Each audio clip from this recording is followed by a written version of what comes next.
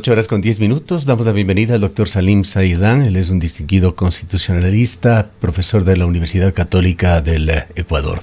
Doctor Saidán, vale la pena realizar una disección de los decretos últimos emitidos por el presidente de la República que declararon en estado de excepción aproximadamente la mitad de las provincias del país y ha recurrido nuevamente al concepto de conflicto armado interno.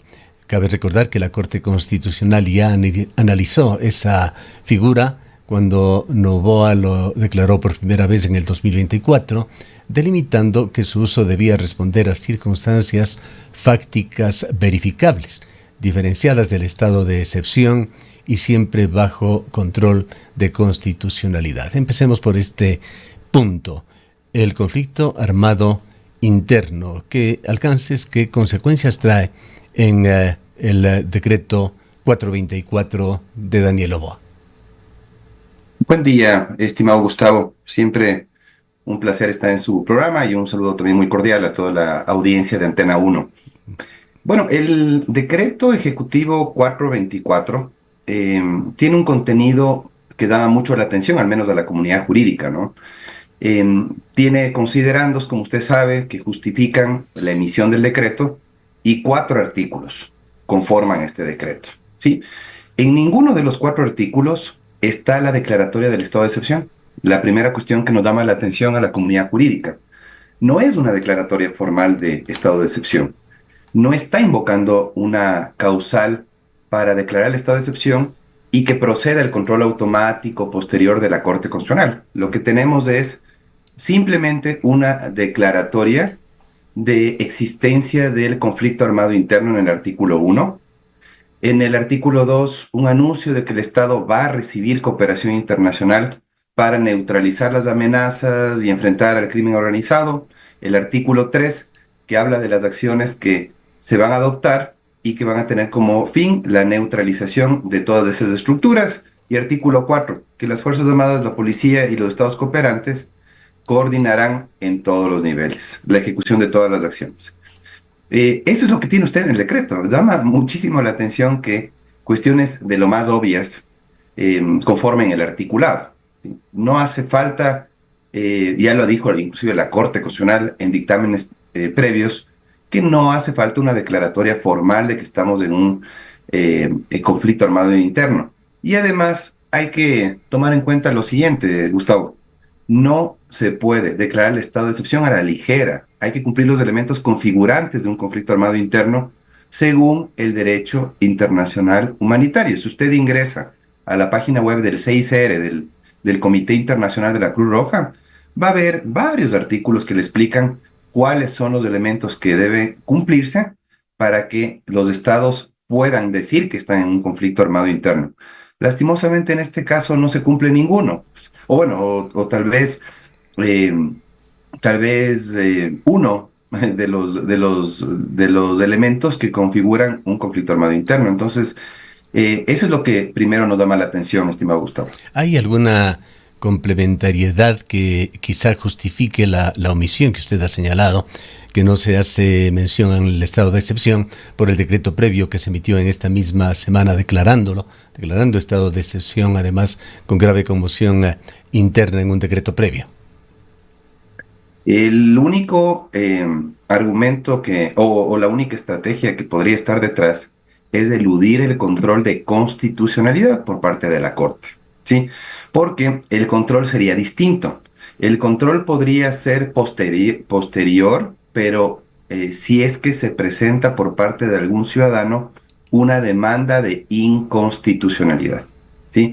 ¿Qué es lo que tiene usted, en cambio, en el control de los estados de excepción? Esos decretos de declaratoria de estado de excepción tienen que pasar obligatoriamente la revisión de la Corte sin necesidad de que exista una demanda, ¿sí?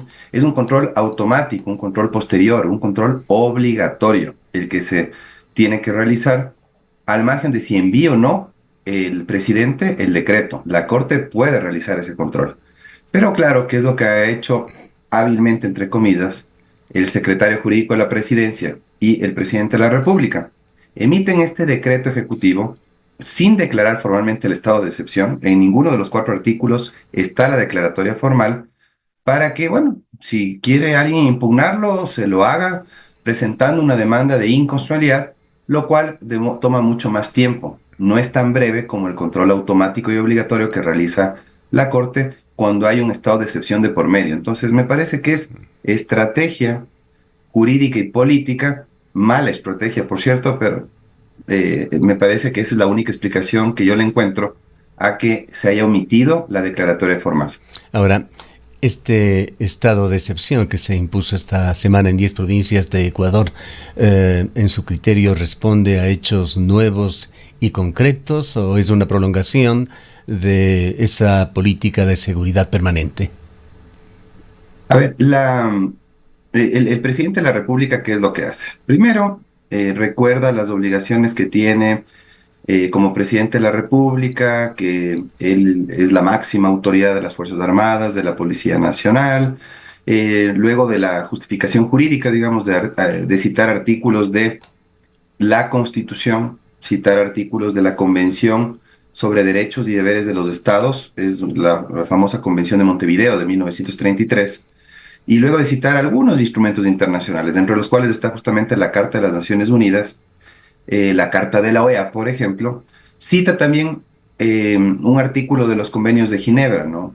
Muchos artículos, si usted revisa las 3 primeras páginas, está llena de artículos de instrumentos internacionales de la Constitución, y a partir de la página 4 usted va a ver la Declaración de Seguridad de las Américas citada, el artículo de un acuerdo entre el Ecuador y Estados Unidos, ¿sí? Que si mal no recuerdo fue suscrito y ratificado por el expresidente de la República, Guillermo Lasso, ¿sí? En donde señala que el acuerdo de cooperación aplica al personal militar y civil de los Estados Unidos, ¿sí? Y esto por el tema de la inmunidad que está en disposiciones transitorias del decreto. Entonces, usted revisa y comienza a citar qué se entiende por conflicto armado no internacional, según los convenios de Ginebra. Usted ve que se cita el famoso acuerdo con Estados Unidos y ya, y se encuentra con los artículos, con extractos de dictámenes de la Corte, y vienen los 4 artículos que le menciono. O sea, un decreto hecho al apuro, un decreto que no se explica, porque para anunciarnos que, por poner un ejemplo, que estamos en conflicto armado interno, no hacía falta un decreto.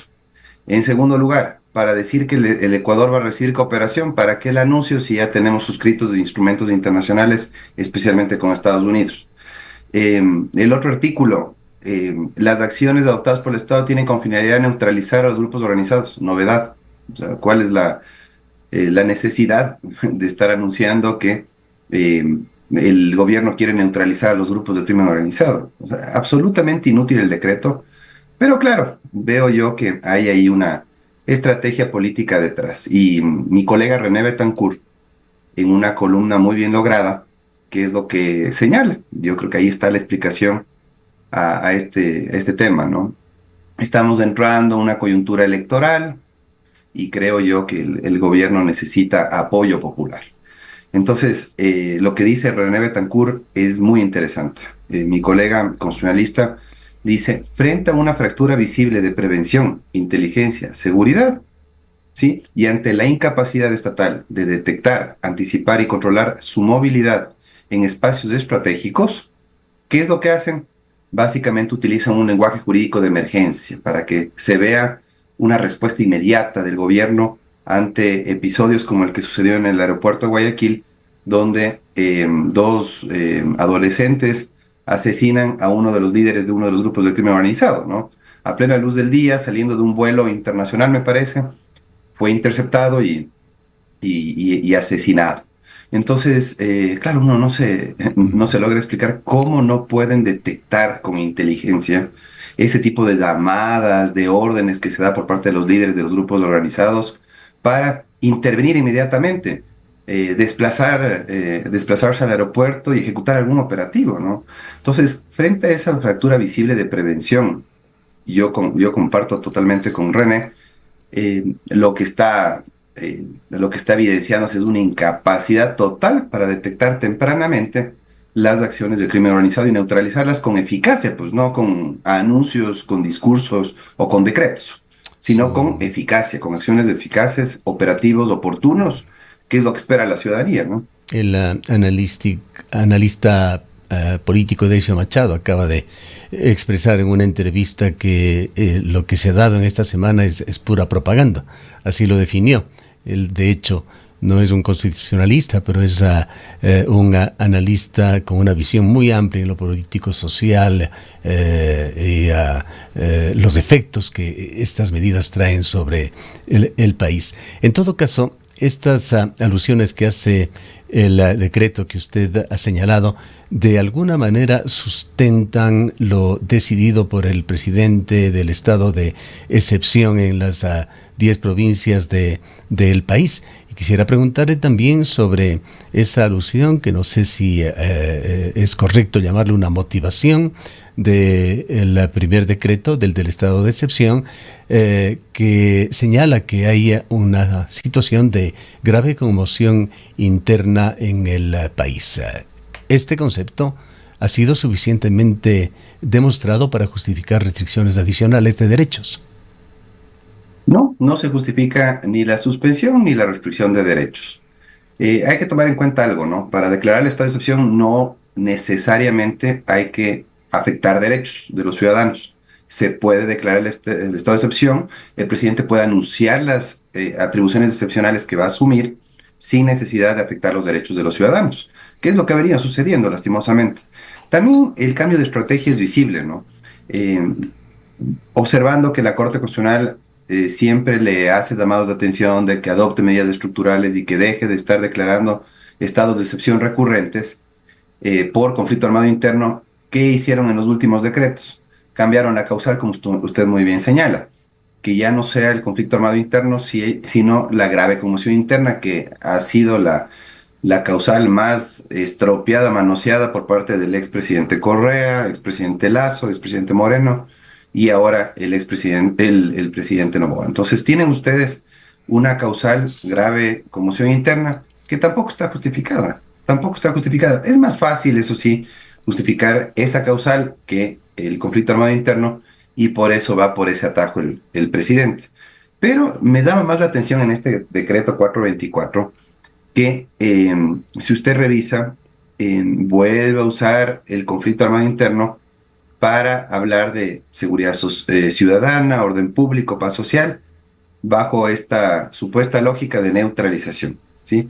Entonces, ¿qué es lo que está pasando? Hay problemas policiales en cuanto al combate al crimen organizado. Hace falta fortalecer a la Policía Nacional, hace falta entrenar a las Fuerzas Armadas para que apoyen a la Policía Nacional. Eso es lo que hace falta. O sea, yo no entiendo por qué eh, utilizan esta emisión de decretos recurrentes como una estrategia para impresionar y tener impacto en la ciudadanía y que y se posicione en la ciudadanía, en el imaginario social, la idea de que el gobierno responde inmediatamente y con contundencia a las acciones de crimen organizado. Habría sido bueno que intervengan antes, ¿no? Para que eviten justamente ese episodio y adicionalmente que intervengan de otra manera, pues son dos adolescentes. Sería bueno que volteen la mirada también a las políticas sociales que se necesitan para atender esa problemática tan grave, tan postergada, que es el reclutamiento de niños, niñas y adolescentes en los grupos del crimen organizado. Eso es lo que tiene que atender el gobierno nacional a través de estos ministerios fusionados eh, que están funcionando actualmente. Entonces, sí me parece eh, por ahí una crítica válida. Y la otra es, el gobierno no necesitaba un nuevo decreto para hablar de cooperación internacional. Simplemente cumplir, implementar los instrumentos internacionales, ¿sí? Que como dice René Betancourt, utilizo también lo parafraseo, ¿no? Dice, esa cantaleta viene desde el primer día y ha servido para presentar la crisis de seguridad como una guerra que solo puede enfrentarse con respaldo externo. Lo delicado aparece cuando el texto abre la puerta a participación de personal extranjero en acciones ejecutadas bajo el marco declarado. Planificación táctica, acompañamiento operacional y uso de fuerza exigen reglas claras. Coincido. Nuevamente, nuestro colega describe muy bien lo que está sucediendo y creo que esa inmunidad que pretende blindar a los cooperantes no está claramente descrita. Eso tenía que, en todo caso, implementarse nada más a través de la cooperación internacional, pero con límites claros, para que obviamente bajo el mando de nuestra fuerza pública se ejecuten operativos y que no se afecte esa soberanía y ese control territorial que finalmente nos corresponde a nosotros. Ahora, en su conjunto, doctor Saidán, la combinación de los dos decretos, el del estado de excepción, el de conflicto armado interno, con esos ingredientes de indultos, amnistías, inmunidad extranjera, nuevamente recurro a su criterio profesional y académico, ¿respeta el núcleo duro de la Constitución y los precedentes de la Corte? Ahí vienen las críticas con respecto a los indultos, ¿sí? Como usted sabe, los indultos pueden ser otorgados tanto por el presidente como por la Asamblea Nacional. El presidente de la República puede indultar, rebajar o conmutar penas según el artículo 147, numeral 18 de la Constitución. Para hacerlo, tiene que justificarlo en el decreto respectivo, ¿sí? Uno por uno, individualmente. No puede anticipar que va a otorgar indultos como lo hace en el decreto en una de las disposiciones transitorias. A mí me apena mucho que el secretario jurídico de la presidencia, el doctor Enrique Heredia Aldrin Gómez, del subsecretario, no le hayan advertido al presidente de la República o lo hayan advertido y no les haya hecho caso el presidente, de que cada uno de los casos es distinto y tiene que ser evaluado, pues, ¿sí? Los indultos, la rebaja, la conmutación de las penas son ciertamente atribuciones presidenciales, pero están sujetas a límites establecidos en la Las Constitución. amnistías, además, hasta donde entendemos, tienen que ser situaciones que se den post hechos que hayan significado algún tipo de sentencia o condena contra el implicado. O sea, hay una diferencia ahí que es importante que la ciudadanía lo comprenda. El indulto es el perdón de la pena, es decir, ya necesita ser comprobada la responsabilidad, necesitas debe existir una sentencia y posteriormente el perdón de la pena que ya está impuesta. En cambio, la amnistía le corresponde solo a la Asamblea y es del olvido del delito, ¿sí? Es del olvido del delito. Entonces, el uno es el perdón de la pena, el indulto, y el olvido del delito es la amnistía. Y yo no entiendo para qué le exhorto a la Asamblea para que conceda amnistías. ¿Por qué se anticipan a los hechos? Y además de eso me parece súper peligroso, porque puede crear un escenario de impunidad muy peligroso. Eso de no se preocupen, policías y militares, hagan lo que ustedes consideren y listo. No es tan fácil porque deben ser muy cuidadosos de no ofrecer ni indultos ni amnistías anticipadas porque no corresponde a qué, ¿no? Hay que esperar que se ejecuten los operativos y obviamente si los operativos han derivado en actuaciones y protocolos muy bien o sea, seguidos de manera correcta por parte de la fuerza pública, perfecto. Si son profesionales los militares y policías, perfecto, no va a haber ningún inconveniente. Pero, ¿para qué esto de ofrecerles anticipadamente? Si usted revisa qué es lo que dice aquí en la primera disposición general, no ha sido la transitoria. La disposición general del decreto 424 dice, el presidente concederá indultos, rebajará o conmutará penas a favor del personal militar, policial y los civiles que participen en las acciones destinadas a enfrentar el conflicto armado interno. Y los civiles. Y los civiles que participen, entonces, y después dice, de conformidad con la Constitución, la ley y el ordenamiento jurídico vigente. Por Es ahí le una arreglo un poco. invitación abierta a civiles a que participen. Claro, o sea, en pocas palabras, combatamos al crimen organizado y no se preocupen. Si después enfrentan procesos penales, aquí les indultamos, rebajamos o conmutamos penas.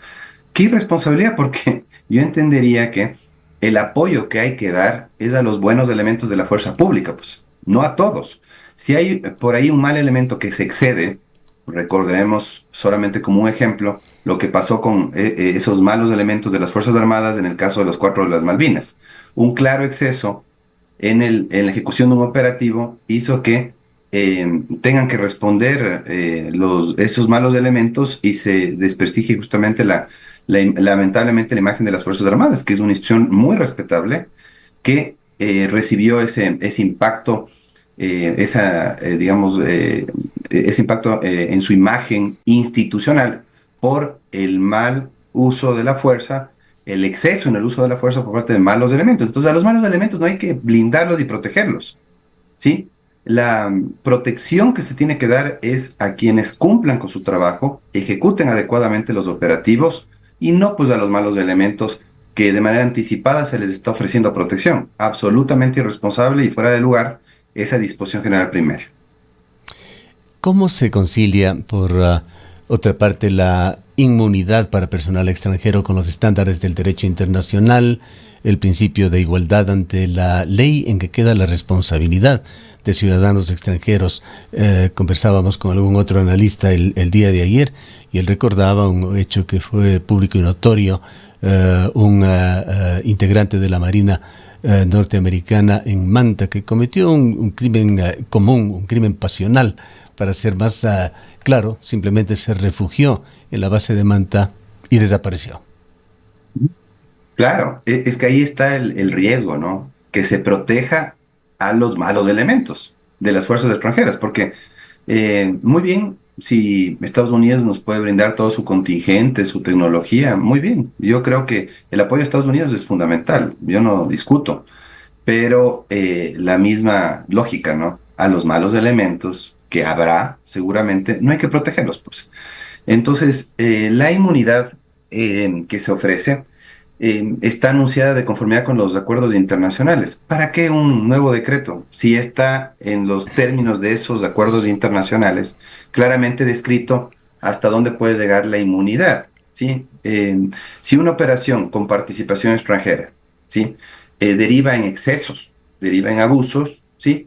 El Ecuador, obvio que mantiene su posición de investigación, de sanción, de ser el caso, en el ámbito penal, ¿sí?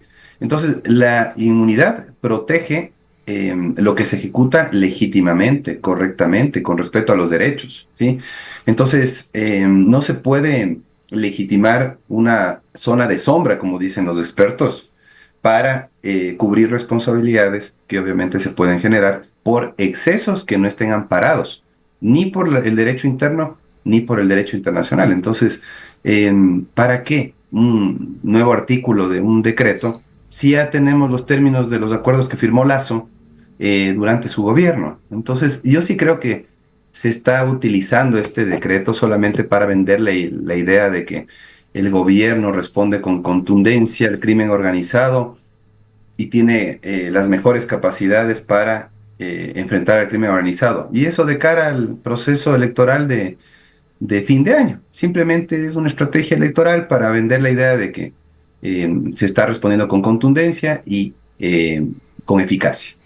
Desde el punto de vista constitucional, doctor Saidán, ¿qué reflexiones despierta o qué análisis este tema de la excepcionalidad que se ha vuelto permanente? Ahí viene otra de las críticas, mi estimado Gustavo. Efectivamente, tenemos otro gobierno después del de Correa que utiliza inadecuadamente los estados de excepción. Estado de excepción declarado por cualquier motivo, con cualquier excusa, sin la motivación debida. ¿Sí? Hay que tomar en cuenta que la Corte Constitucional, en buena hora, realiza control formal, material de la declaratoria y de las medidas en aplicación de los decretos de estados de excepción. Y claro, lo que se pretende con este decreto que no declara el estado de excepción es eludir ese control. A mí me parece que esto de vivir en estados de excepción me recuerda a lo que decía Juan Pablo Aguilar, un destacado profesor de una universidad de Quito, ¿no? Juan Pablo Aguilar, experto en derecho administrativo, decía, estamos frente a un estado de grave conmoción eterna, ¿sí? Él utilizaba esta expresión para describir lo que pasaba en el gobierno de Correa. Creo que está pasando lo propio. Estamos en una grave conmoción eterna porque eh, con mucha recurrencia se está expidiendo decretos de estado de excepción, Ahora nuevamente el conflicto armado interno vuelve a ser declarado y veamos los resultados. Yo creo que lo más importante que debería exigir la ciudadanía es cómo estamos en resultados. Nos ha ido mejor con la emisión de los decretos. Hemos tenido buenos resultados, la ejecución de los operativos ha hecho que baje el índice de la criminalidad, de la violencia, o seguimos igual, o incluso peor. Yo no creo que se están haciendo bien las cosas en materia de seguridad, a pesar de reconocer la valentía del ministro Reimer, ¿no? Que sin duda se ha jugado su integridad para estar al frente del Ministerio del Interior. Pero hace falta que nos muestren resultados, ya no tantos decretos, sino resultados concretos. Miren, de tal mes a tal mes ha habido una disminución de este tipo de delitos, producto de este tipo de acciones de la fuerza pública. Y perfecto, vamos los ciudadanos a apoyar sin duda a la fuerza pública.